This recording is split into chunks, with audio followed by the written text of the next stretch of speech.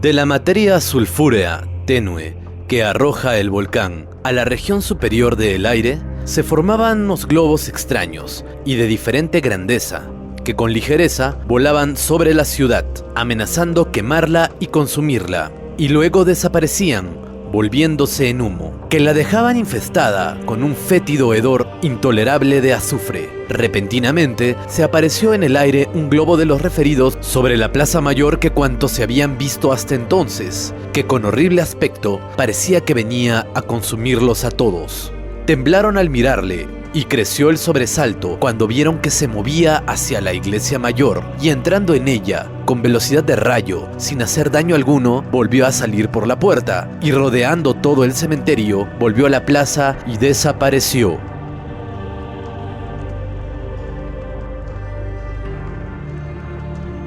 No es el inicio de una novela de ciencia ficción. Podría ser, a lo mejor, la primera historia escrita sobre ovnis de nuestra Arequipa. El historiador Ventura Trabada y Córdoba es el autor de esta crónica, que fue recogida en su obra El suelo de Arequipa convertido en cielo, misma que relata los sucesos acaecidos en el año 1600, a raíz de la erupción del volcán Huayna Putina, ubicado en Moquegua. Aquella explosión del domingo de carnaval del 19 de febrero, debido a su magnitud y alcance nacional y continental, trascendió a la historia como la más catastrófica jamás antes vista. Por eso fueron muchos los cronistas de la época que trataron de recopilar las diferentes manifestaciones que ocurrieron en torno a este fenómeno natural. Y más de uno coincide en relatar la aparición de extrañas luces que iban y venían, recorriendo los diferentes rincones de Arequipa, en un cielo cubierto por un manto negro, producto de la columna eruptiva y ceniza que alcanzó varios kilómetros de altura. Queda claro que un fenómeno físico como fuegos fatuos, o en este caso, piroclastos, arrojados por cualquier volcán, no poseen la cualidad de tener un recorrido inteligente. Además, cualquier material expulsado por el coloso de piedra no pudo haber sido visto por los antiguos pobladores arequipeños debido a la lejanía del evento. Sin embargo, estos testimonios existen y persisten hoy en día, obligando a algunos hombres de ciencia a rascarse la cabeza o mirar hacia otro lado por la incómoda posición a la que nos obliga el tratar de encontrarle una explicación racional al asunto. Hoy, los mortales ávidos de saber, podemos decir que vivimos uno de los momentos más interesantes en la historia de la geología, ya que podemos estar muy de cerca y dar seguimiento online al despertar del volcán Ubinas, gracias a los modernos equipos con los que cuenta el Instituto Geológico, Minero y Metalúrgico, INGEMET.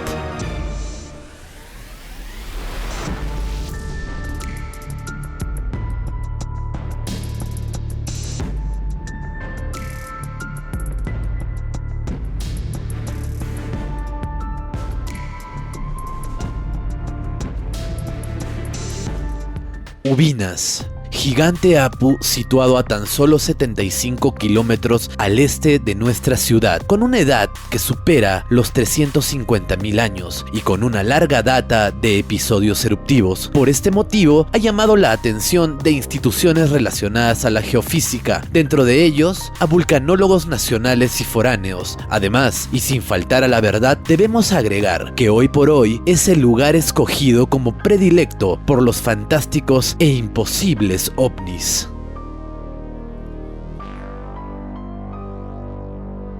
En este punto ya no es necesario retroceder tanto en el tiempo para encontrar la presencia de estas luces que de tiempo en tiempo rodean los volcanes de Arequipa, Moquegua y de todo el mundo, que han sido vistos por muchos y también grabados y fotografiados por gente de ciencia y de a pie. De nuevo tenemos como protagonista de la historia a la provincia de General Sánchez Cerro, departamento de Moquegua, donde la actividad del cráter de Ubinas en 2006 suscitó la presencia de fenómenos aeroanómalos. Así lo prueba la fotografía del 8 de julio del año referido, realizada por Marco Antonio Ceballos, miembro del Comité Regional de Defensa Civil, donde se ve un ovni acompañar la columna de gases expulsados por el volcán, o la del 17 de julio, tomada por Narciso Delgado, también miembro de Defensa Civil, quien, alertado por los movimientos erráticos de estos objetos, logró realizar una fotografía con su celular desde el sector de Salinas Huito.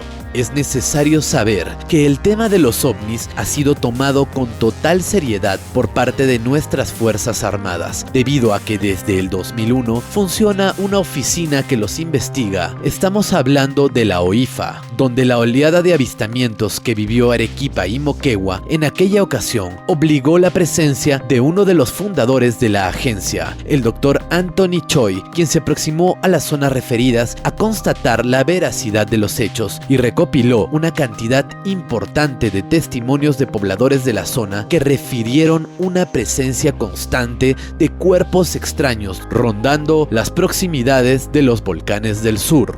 Tampoco debemos olvidar los testimonios del guía de montaña Melquiades Álvarez Condori, quien relató en aquella temporada ver hasta en 2 ocasiones una esfera de color naranja salir del cráter del volcán y a baja velocidad dirigirse hacia el sur en la primera oportunidad y en la segunda salir disparada a velocidad de rayo hacia las alturas mientras realizaba una caminata en los sectores de Zacoalla y el pueblo de Ubinas. Además, imaginémonos la escena en la que se encontraba, esto es, rodeado de gases y olores azufrosos. Lo último es algo normal por la actividad de Ubinas, pero hay una pregunta que queda por responder. ¿Es que acaso este tipo de relatos se nos hacen conocidos? Fueron 4 años de tregua para que esta acabe. Una nueva explosión ocurrió el 1 de septiembre de 2013, inaugurando una serie de episodios de alta magnitud que alcanzarían su pico más elevado en el mes de abril de 2014, donde la columna eruptiva alcanzó los 5.000 metros de altura, superando los registros de la temporada 2006-2009.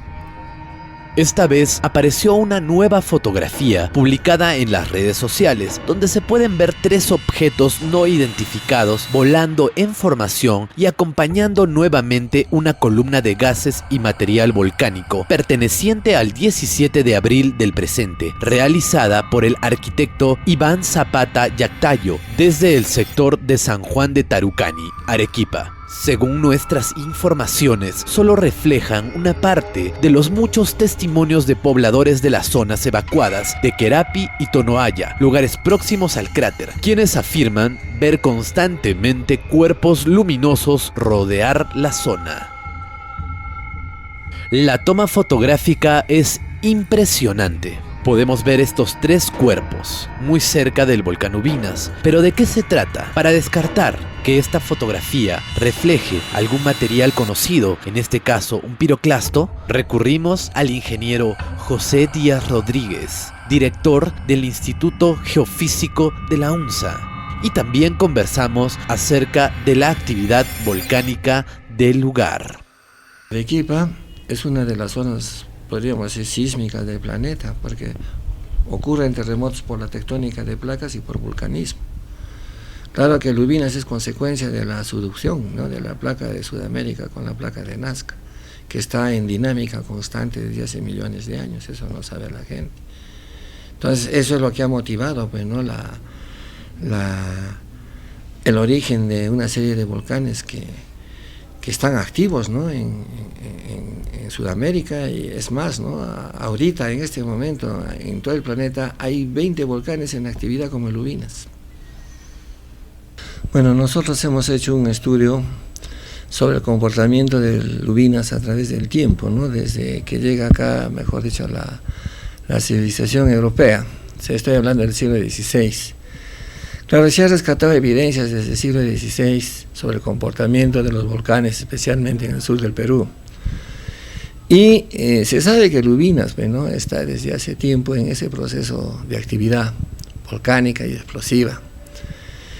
Y lo que hemos más o menos nosotros hemos hecho un recuento en relación a su historial, no solo, digamos, del Ubinas, sino de los eventos volcánicos que han habido a través del tiempo en lo que es el sur del país, ¿no? Hemos demostrado que los volcánicos más antiguos son del Tacasa, y siendo los volcánicos más recientes los volcánicos de Arandagua. Entonces han habido varios episodios volcánicos, y dentro de estos episodios volcánicos ha habido una serie de actividad, ¿no?, en algunos violenta, como la del Huayna Putina, que fue en 1600, y que repercutió inclusive a nivel continental por su violencia. Sin embargo, estudiando las alubinas, se ha podido detectar ¿no? que estas explosiones, estas reacciones que a través del tiempo, lógico, han afectado el lugar de entorno, sobre todo los pueblos, ¿no? Rurales que viven de su pecuaria, que viven de su agraria.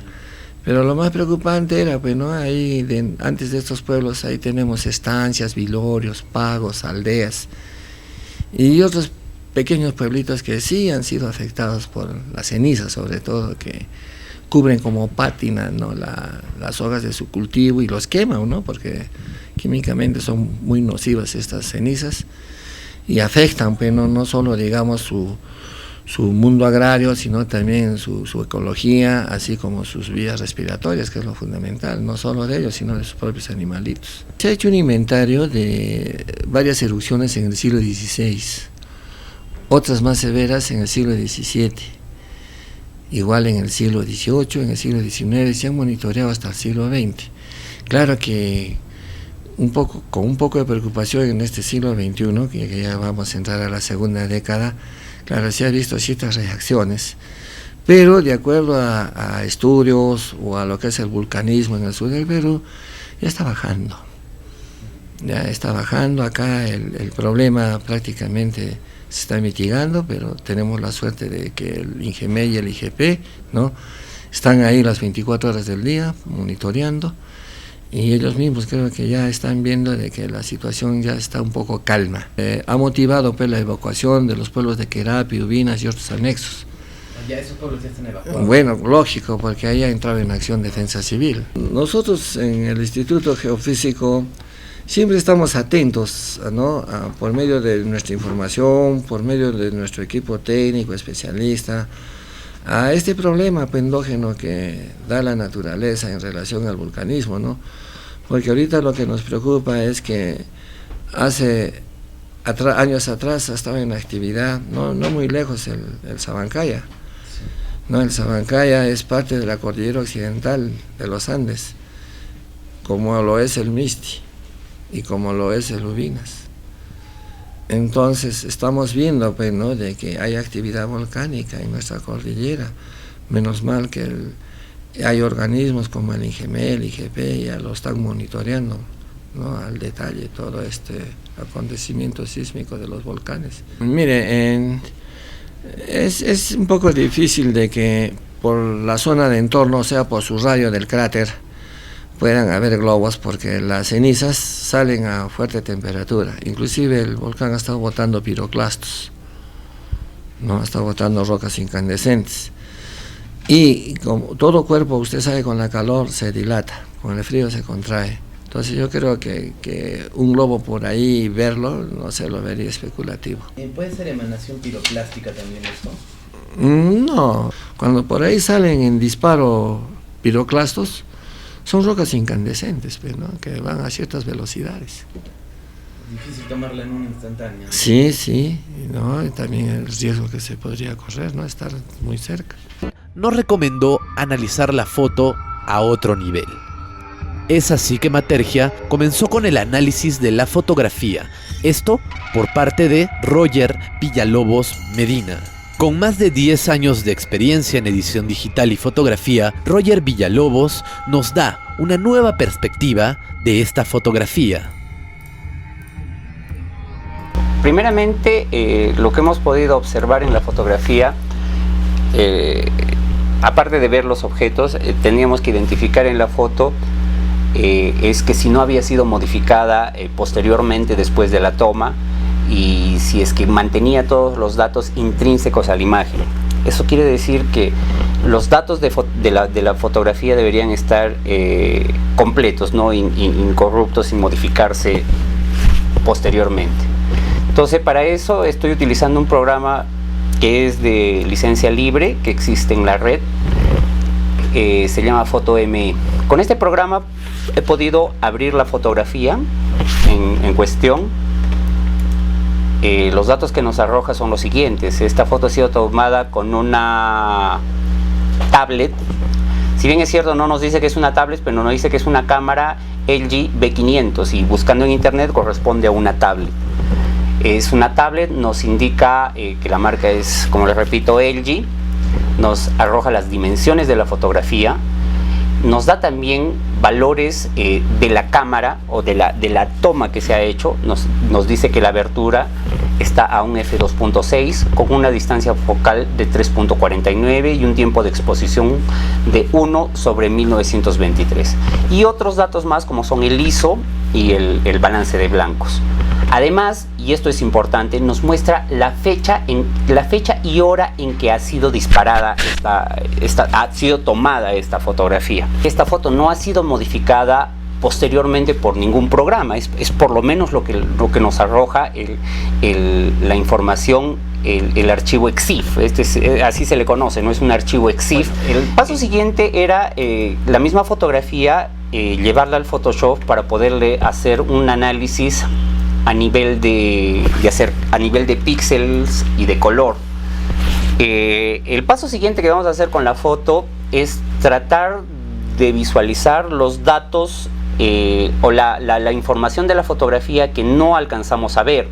Entonces, para ello yo lo que voy a hacer es duplicar dentro de Photoshop, voy a duplicar la imagen mediante capas y voy a superponerlas una sobre otra para que la información que no se alcanza a ver se magnifique o de alguna manera se contraste mucho más. Voy a superponerlas una sobre otra. Si pueden apreciar, la foto comienza a tener más contraste. No estoy consiguiendo que la foto se vea bien, sino estoy tratando de buscar más contraste en la imagen. Y efectivamente los objetos comienzan a perfilar una forma un poco más definida. Al acercarnos ya comenzamos a tener tres formas con brillos bastante más notorios que incluso las mismas nubes o las luces que podemos apreciar en la misma imagen. Por ende, podríamos casi decir que tienen un brillo, un reflejo particular o hasta una luz particular. Estoy apreciando yo que dentro de estas formas casi rectangulares se aprecia una sombra en la parte inferior. Antes de eso estoy haciendo un zoom completo de la imagen para poder apreciarlas a nivel de los píxeles que componen la misma, y efectivamente se puede comprobar que no han sido montadas. Estas manchas, imágenes o lo que fuese, no han sido montadas, o sea, no ha habido un trabajo posterior de postproceso para montar estos elementos aquí en la foto.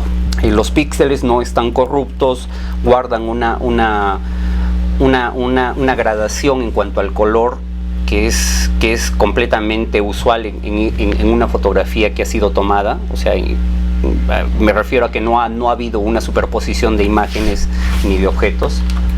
Algo que me llamó la atención es que perfilaba formas y tenía un aspecto de formas triangulares. O sea, para mí el triángulo quizás lo puedo apreciar por un poco el sentido de perspectiva que estoy acostumbrado a manejar. Y yo perfilaba un triángulo visto desde una parte inferior con una proyección de una sombra. En el siguiente objeto también percibía la misma forma, sino que la sombra se iba perdiendo. Y en el último objeto casi no tenía sombra. A mí me denotaba un patrón, o sea, una secuencia en la cual yo podía observar un primer objeto, un segundo objeto y un tercer objeto a distancias diferentes. Por ende, el que estaba más cercano a la cámara se iba a ver más grande y menos cerca a la cámara se iban a ver más alejados. Entonces, no es un patrón ni un comportamiento de lo que puede ser una mota, una basura. Podremos quizás creer que sería un pájaro, pero por el acercamiento que tenemos no es un pájaro, no son pájaros, no es la imagen de un pájaro habitual. Entonces, lo siguiente que determiné era que estaban a tres distancias diferentes y mantenían un patrón regular. Hice un trazado sobre la imagen, sobre el dibujo, y como pueden apreciar, despego acá la forma la forma trazada de la imagen obtenida, y pueden ver que la relación de tamaños a las que me refería de distancia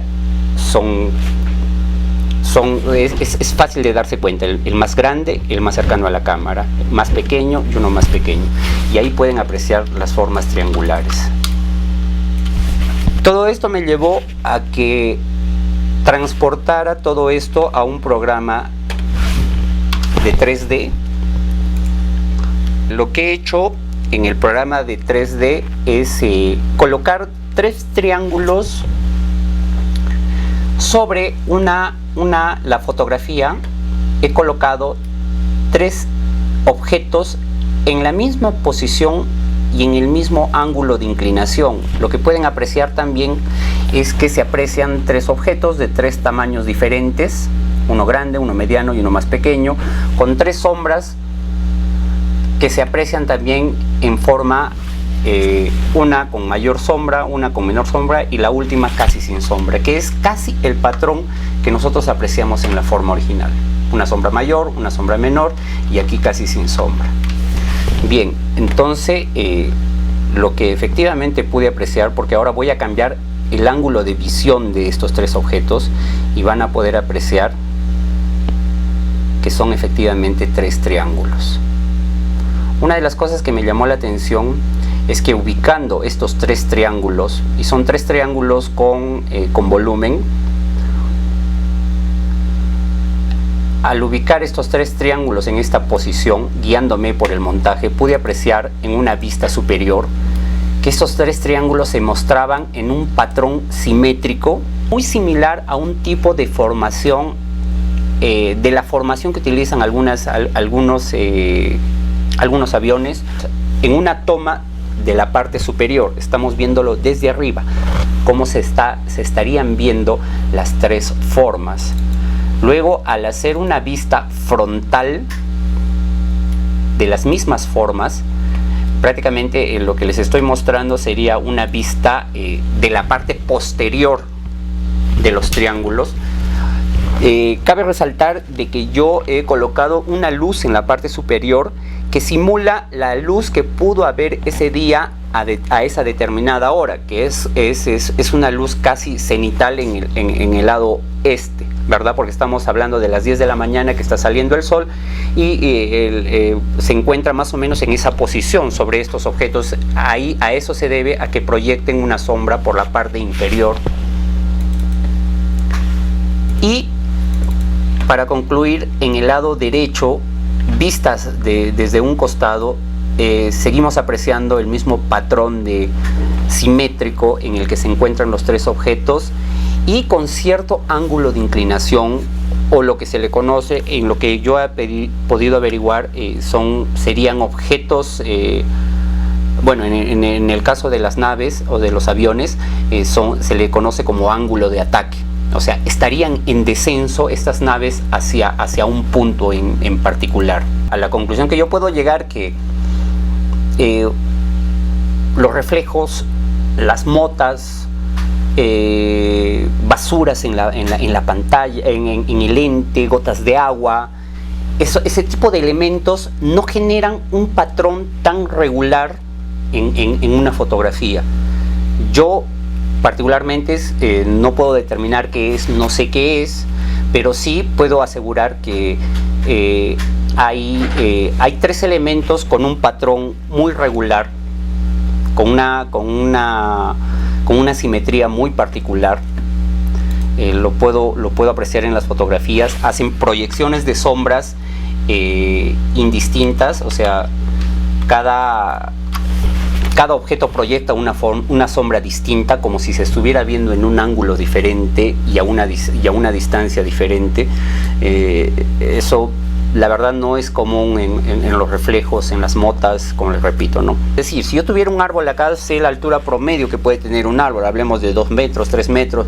Entonces, con ese referente de un árbol, yo podría hacer un estimado de qué altura o qué distancia pudo tener, qué altura pudo o qué tamaño pudo tener el objeto, ¿no? Es algo con que contrastar la información. O sea, eso es más que nada la toma es bastante abierta y no hay cómo contrastar con qué contrastar un tamaño o una altura, ¿no? Ahí nos puede jugar mucho la percepción en el tema de saber si estaba muy cerca la cámara, puede que parece que está muy cerca o muy alto, ¿no? Es un poco difícil. O sea, la verdad que este es un proceso, ¿no? Estamos haciendo un proceso, hay muchas cosas que descartar teniendo la foto original extraída de la misma tablet para poder determinar en principio el tema de la compresión y a través de una mejor resolución quizás poder determinar el tema de las sombras y la proyección, ¿no? Y si es posible poder encontrar otros elementos dentro de la foto que en esta no se aprecian, que quizás nos puedan servir como referente para poder hacer el contraste que te decía del tamaño o la altura. Es hora de revisar las imágenes obtenidas por las cámaras del observatorio correspondientes al día 17, para lo cual hemos monitoreado la hora más importante del día, 10 de la mañana, hora en que fue tomada dicha fotografía. Lamentablemente, la cámara que vigila al volcán no registró el suceso. Esto podría deberse a que esta registra una toma cada 30 segundos. Entonces, no nos es suficiente para el análisis. Sin embargo, estaremos atentos ante cualquier novedad que podría ocurrir. De alguna forma, estamos sugiriendo que estos nuevos fenómenos físicos acompañan la actividad de los distintos volcanes del sur del Perú y del mundo. Sin embargo, mientras no intervengan científicos comprometidos con la verdad y dispuestos a estudiar el fenómeno ovni con transparencia, solo podemos especular que la presencia de estos objetos existe antes, durante y después de la actividad volcánica, y de alguna manera guarda una relación tan misteriosa que apenas podemos entender y se encuentra en su punto más difícil, como la predicción de erupciones a largo plazo y terremotos, dentro de tantos otros prodigios que aún se encuentran sin explicación. La investigación se mantiene abierta. Esperamos en un próximo reporte alcanzarle más datos, pero la pregunta queda allí. Dejaremos abierta la interrogante. Saque usted su propia conclusión.